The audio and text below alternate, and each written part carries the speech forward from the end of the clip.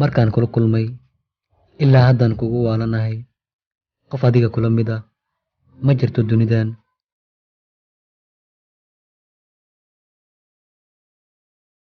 farxad ku noolow meel walba aad tagto. tani waa duco qalbigayga kaaga timid. qalbigan waxaan u helay keliya inaan adiga kugu jeclaado.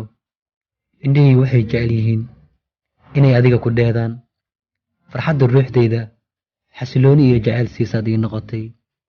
riyadii qurxooneed aan ku hamin jiray ayaad ii noqotay. gacantaada ma siin dayn doono.